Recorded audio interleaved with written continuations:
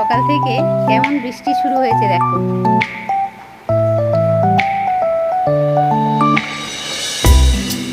বৃষ্টি ভেজা শুভ সকাল।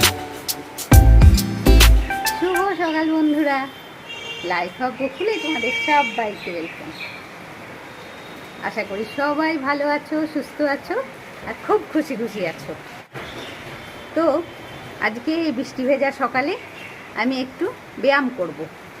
ব্যায়াম মানে কিছু ফ্রি হ্যান্ড, যেটা 30 থেকে 60 অবধি প্রত্যেকে করতে পারবে। হ্যাঁ, তো সেটাই চলো এবারে সেটাই তোমাদেরকে দেখাই আজকে। আর বেশি কথা বলে সময় নষ্ট করব না, পুরো ডাইরেক্ট চলে যাব আমি ব্যায়ামে।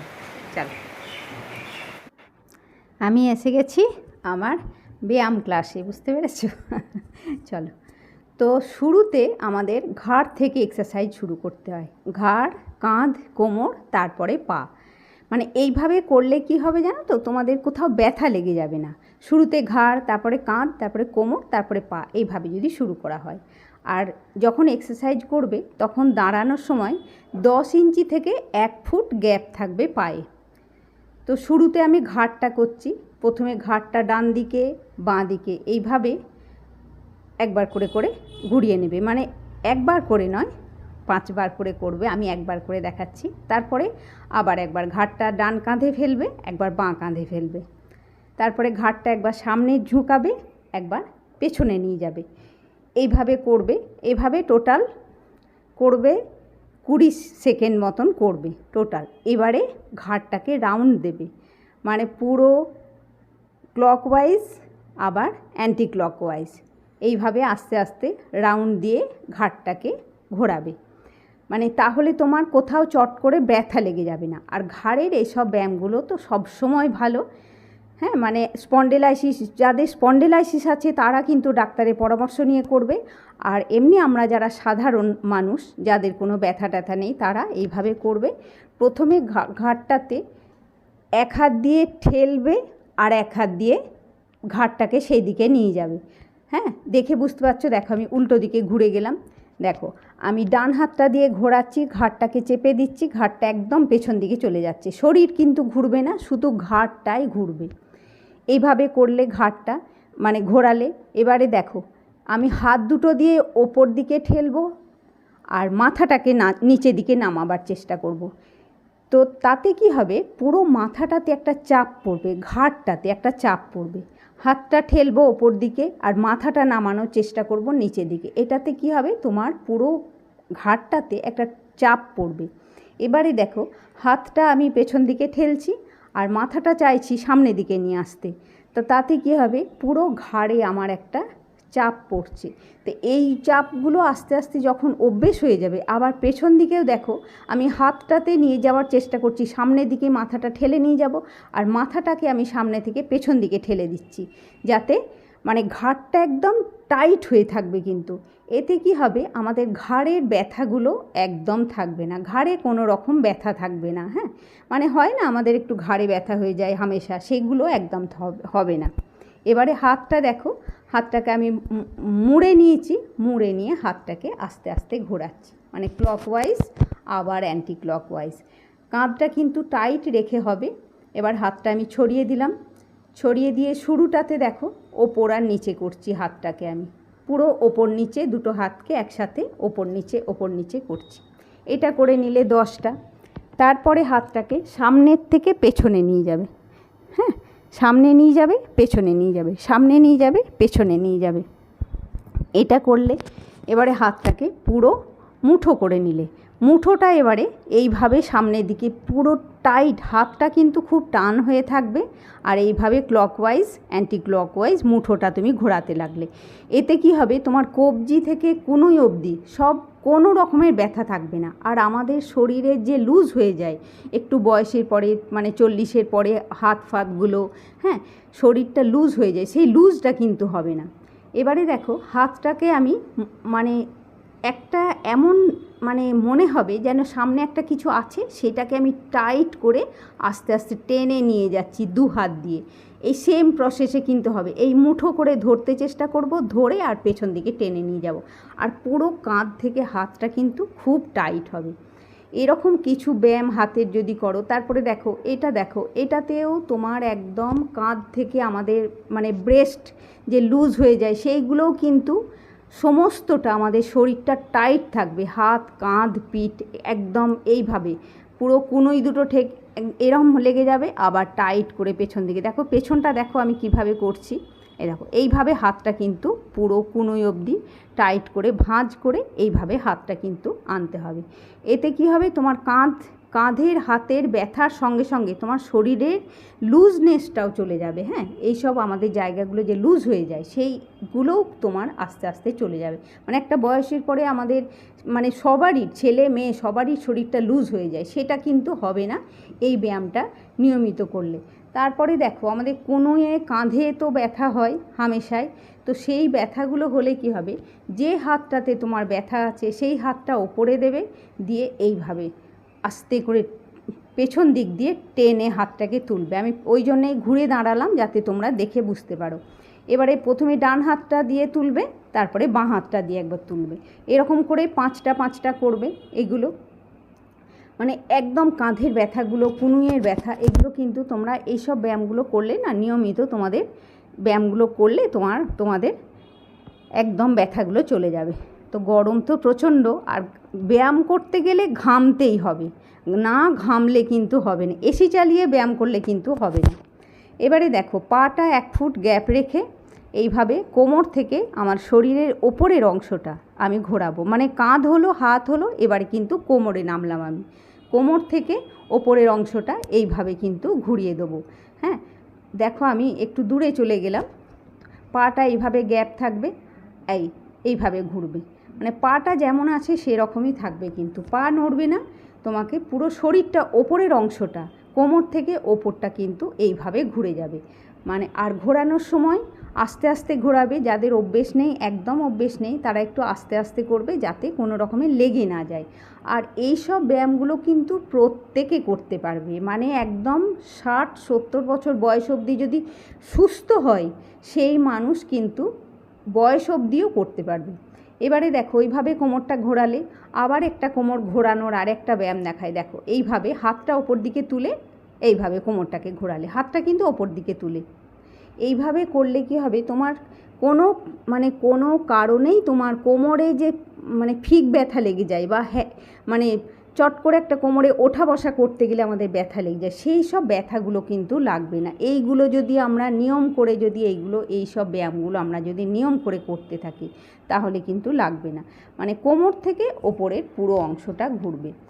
এটাও একইভাবে কোমর থেকে ওপরের পুরো অংশটা একইভাবে এইভাবে আমি ঘুরিয়ে দিচ্ছি। তো দেখো এবারে কোমরটা হলো ওইভাবে, এবারে গোটা কোমরটাকে একটু ঘুরিয়ে নেবে, মানে কীরকম জানো তো, এই দেখো 1 2 3 4, 1 2 3 4, এইভাবে যখন স্পিডে করবে তখন কোমরটা তোমার এইভাবে ঘুরবে, মানে এইভাবেই ঘোরাতে হবে রোজ, একবার ক্লকওয়াইজ আর একবার অ্যান্টি ক্লকওয়াইজ। কয়েকদিন করতে করতেই তোমাদের এগুলো সমস্ত কটা অভ্যেস হয়ে যাবে। এবারে দেখো একটা চেয়ার নিয়ে এসে তোমাদের কিছু আমি পেটের মেদ কমানোর ব্যায়াম দেখাচ্ছি, বা আমাদের থায়ের মেদও কমবে এইটাতে। দেখো মানে এই ডান পাটা তুললাম বাঁ দিকে, বাঁ পাটা ডান দিকে নিয়ে আসার চেষ্টা হবে, মানে যতটা পারবো এই বাঁ পাটা ডান দিকে আর ডান পাটা বাঁ দিকে এইভাবে। এবারে দেখো প্লেন করছি আমি, ওপর নিচে পাটাকে ওপরে তুলছি নামাচ্ছি। এটা যদি চেয়ার না ধরে করবে, না ধরেও করতে পারো, তবে চেয়ার ধরে করলে তোমাদের একটু সুবিধা হবে, মানে স্পিডে করতেও পারবে সবটা, একটা চেয়ারকে সাইডে নিয়ে ধরে দাঁড়িয়ে যদি করো। এবারে দেখো এটাকে বলে ত্রিকোণাসন। দেখো 3 কোণা হয়েছি, পুরো হাতটা নিচে মেঝেতে ঠেকে যাবে আর আরেকটা হাত ওপর দিকে সোজা হয়ে উঠে যাবে, মানে কোণা হয়ে যাবে। এটাও করবে 10টা করে 20টা, মানে দুদিকে একটা হবে কিন্তু, হ্যাঁ সেই হিসেবে 10 10 20টা করতে হবে। এবারে এটা দেখো, এটা হচ্ছে আপ ডাউন। হ্যাঁ, মানে পায়ের টোটা দিয়ে উঠে দাঁড়াবে, দাঁড়িয়ে আবার ফেলে দেবে পাটাকে, আপ ডাউন আপ ডাউন হবে। কিন্তু যদি তোমরা এমনি দাঁড়িয়ে না করতে পারো তাহলে দেয়ালটা ধরে নেবে বা সাইডে যা থাকবে সেটাকে একটু ধরে নেবে। এবারে দেখো টোটা দিয়ে আমি কিন্তু হেঁটে এলাম, আবার টোটা দিয়েই আমি আস্তে আস্তে পেছনে চলে যাব। মানে এইগুলো করলে কি হয়, পায়ের গোছে যে আমাদের ব্যথা হয় সেই ব্যথাটা কিন্তু একদম চলে যাবে। এবারে দেখো হিল দিয়ে আমি হেঁটে হেঁটে আসছি, মানে গোড়ালিটা দিয়ে আমি হেঁটে এগিয়ে এলাম, আবার গোড়ালিটা দিয়েই আমি আস্তে আস্তে কিন্তু পেছনে চলে গেলাম। হ্যাঁ, এইগুলো করলে আমাদের পায়ের গোছে যে ব্যথা হয় ওইগুলো কিন্তু একদম থাকবে না। আস্তে আস্তে এগুলো নিয়মিত করতে লাগলে কিন্তু ওইগুলো সব চলে যাবে। দাঁড়াও আমি চেয়ারটা নিয়ে আসি, তোমাদেরকে আর একটা দেখাচ্ছি।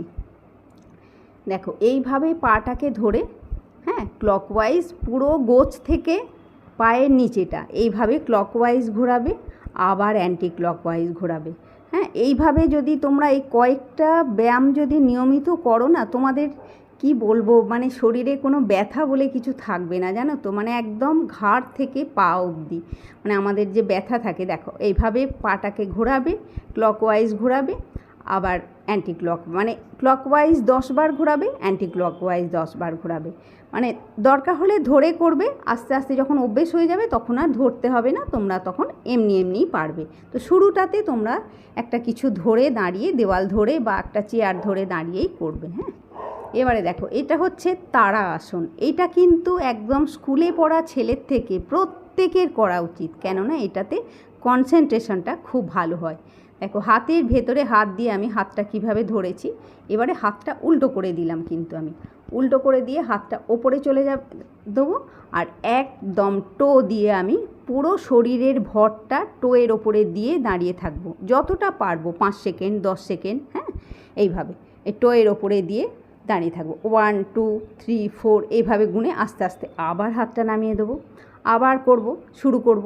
আবার দেখো 1 2 3 4 5 6 7 8 9 10, আস্তে আস্তে নেমে গেলাম। এইভাবে এটাও কিন্তু প্রত্যেকের করা উচিত, এটাতে শরীরের ব্যালেন্সটাও ভালো থাকে। এরকমই কিছু এক্সারসাইজ তোমরা রোজ করো। হ্যাঁ, মানে সারা দিনের মাথায় আধ ঘন্টা সময় যদি হাতে নিয়ে এইসব এক্সারসাইজগুলো করো তাহলে তোমাদের শরীর অনেক ফিট থাকবে। মানে আমি বলছি না যে একদিনে রোগা হয়ে যাবে বা বিশাল কিছু হবে, তা কিছু হবে না, ফিট থাকবে, শরীরটা ফিট থাকবে। মানে এই কিছু এক্সারসাইজ করলে তোমরা ব্যথা থেকে মুক্ত হয়ে যাবে। যে ব্যথাগুলো আমাদের বেশিরভাগ সময়টা হয়, যেমন কোমর ব্যথা, কাঁধে ব্যথা, হাতের এইখানগুলোয় ব্যথা, কুনুয়ে ব্যথা, এগুলো হাঁটু ব্যথা, এগুলো একদম চলে যাবে। নিয়মিত যদি মানে অল্প হলেও রেগুলার করো, দেখবে তোমরা বেশ কিছু দিনের মধ্যেই তোমরা ফল পেয়ে যাবে। আর যেগুলো দেখালাম সেগুলো প্রত্যেকে মানে 30-এর পর থেকে 60-এর ওপর অবধি প্রত্যেকে করতে পারে। মানে নারী পুরুষ ছেলে মেয়ে সবাই এটা করতে পারে এই এক্সারসাইজগুলো। মানে 30-এর নিচেরা তো পারেই, তারা তো আরও টাফ এক্সারসাইজ তারা করতে পারে, মানে তারা তো পারবেই। প্লাস 30-এর পর থেকে 60-এর ওপর অবধি মানে বয়স্করাও এই সব এক্সারসাইজগুলো মানে হামেশা করতে পারবে। একটু ধৈর্য ধরে, শুরুটা একটু ধৈর্য ধরে করবে, তাহলেই দেখবে অভ্যেস হয়ে গেলেই তখন সবটা ভালো লাগবে, তখন আর মানে কষ্ট হবে না। বা এক্সারসাইজ করে যে একটা আরাম পাওয়া যায় সেটাও তখন তোমরা বুঝতে পারবে। একদিন দুদিন করলে কিন্তু ব্যথা হবে, শুরুটাতে একটু হাত পা মানে এমন মানুষ যদি এক্সারসাইজ শুরু করো আজকে হঠাৎ করে, হ্যাঁ, তাহলে মানে প্রথম দিন করলেই একটু ব্যথা হবে, কিন্তু সে ব্যথাতে থেমে গেলে হবে না, পরের দিনে আবার করতে হবে, পরের দিনে আবার করতে হবে, করতে করতে দেখবে একটা অভ্যেস হয়ে যাবে। আর তখনই তুমি সুফলটা পাবে, একটা এক্সারসাইজ করার পরের যে সুফল সেটা তখনই তোমরা পাবে। তো ঠিক আছে, চলো, আমার এখন সব কাজ পড়ে আছে, আজকের মতন টাটা। আমি শুরুটা তো ওপরেই করলাম, করে নিচে চলে এলাম, ওপরে একজন গেস্ট এসছে, তাদেরকে একটু খেতে টেতে দিয়ে, বুম্পাকে আর তাকে একটু খেতে টেতে দিয়ে আমি নিজে চান টান করে এলাম, কিন্তু আবার ঘেমে চান হয়ে গেলাম। তো ঠিক আছে বন্ধুরা, টাটা। নেক্সট ব্লগে তোমাদের সাথে আবার দেখা হচ্ছে।